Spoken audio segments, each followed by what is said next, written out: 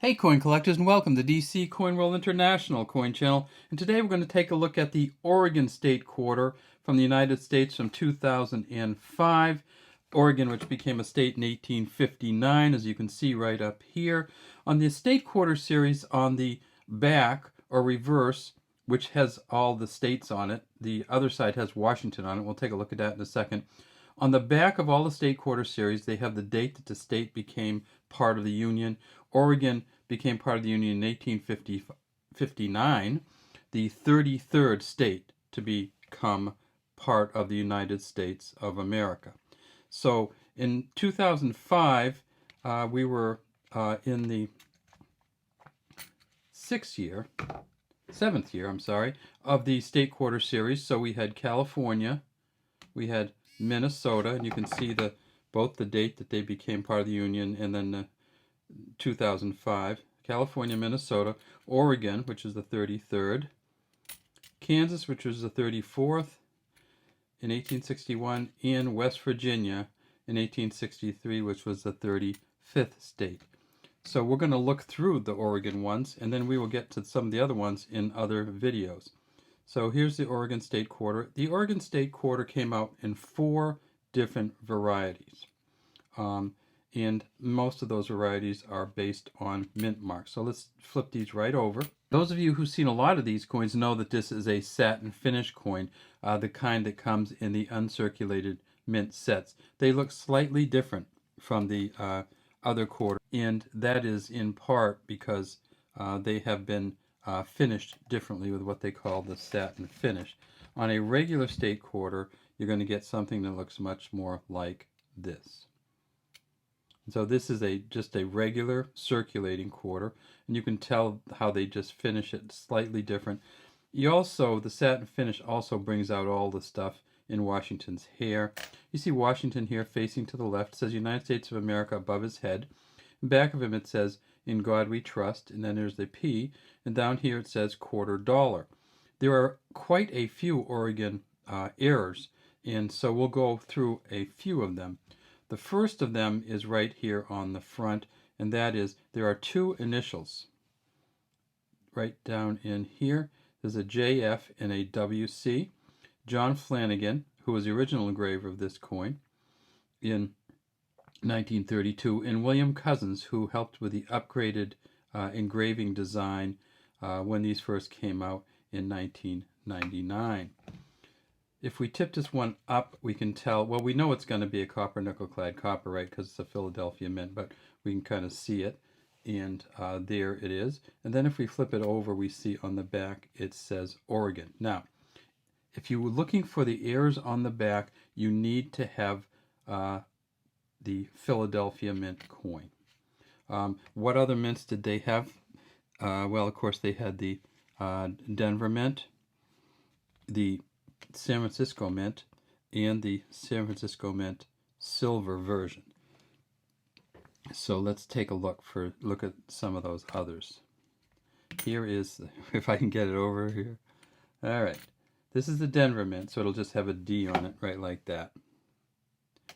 The San Francisco mint has 2 coins, which will have S's on them, and they will be proof set coins with a different kind of polishing to them. If we tip them up on the edge, we know which one is which. This is the silver mint, of course, because there's no copper in that one. And then the other San Francisco mint coin is what we call a clad coin, and that is the one that has the copper nickel clad copper in it. All right, so we have to have the Philly, so we got the Philly here. We'll tip it over, and you look in a couple different places on here, and notice how high I have to magnify this. You look in these branches up through here to see if you can see any doubling, and I am not seeing any in any of these branches, and it's very clear, and you can look on some of the sites, little tiny bit down there with right above the pen, but these were really hard to go, and this one actually has a falling leaf on it, as you can see. I'll show you one of the other coins has that falling leaf, so that's something that's going to be on all of them. Another way you can tell about the doubling is to put them next to each other and say, and see if you see the same thing on them. Of course, this is polished different, so if it was on the S coin, you could find it very easily, but it's not on the S coin. But when we're looking for doubling, that's what we can do. We can put the coins next to each other and say, okay, is this one exactly the same as that one? So that's the first area. You look at that tree, and I don't believe it's the tallest evergreen on the right is what you look at. The next area you look at is down here, and there's doubling been found along the far shore, I guess you'd say, of Crater Lake, and that's right there. All right, we should actually talk a little bit about this coin. It is the coin design is of Crater Lake, which is a volcanic crater in the state of Oregon, which has filled up with water. So it's, I think, maybe 1,400 feet deep. It's just a really, really, really deep lake. You're looking kind of southwest here, and this is called Wizard Island here, and this is Watchman and Hillman Peaks. The Crater Lake is really high up. It's about 6,000 plus feet. These mountains around it get up to 9,000 plus feet. If we look right there on the back, we see the rear engraver's initials, and that is DW for Donna Weaver, who engraved this coin.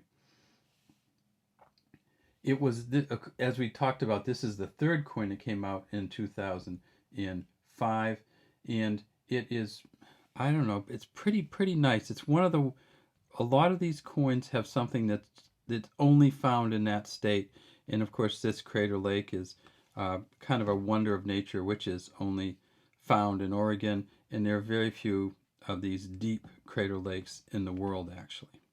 All right, well, that's all we have today from DC Coin World. Let's put them together, though. So there's the P, there's the D, both with the satin finish. Here is the clad S, and then see if you can tell the difference when I put it up. This is the silver S.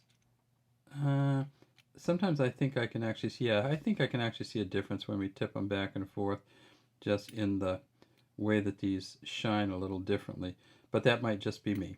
All right, well, thanks for watching DC Coin World International Coin Channel. We'd love to have you subscribe to our channel and leave any comments you might have in the comments section.